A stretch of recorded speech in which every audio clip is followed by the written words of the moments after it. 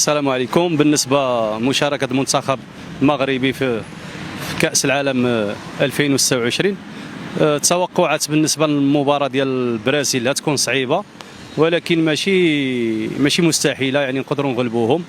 المباراة تكون في المستوى، جوج الفرق تبارك الله عليهم كيلعبوا، وان شاء الله فوزنا المغرب. حنا دائما كنكونوا مع الفرقة ديالنا، مع البلاد ديالنا، واخا نكونوا مع اي واحد وسبقنا غلبناه. لا، كنتمناو من المنتخب المغربي يشرفنا في هذه النسخه هذه كيف ما شرفنا في النسخه اللي فاتت في قطر 2022.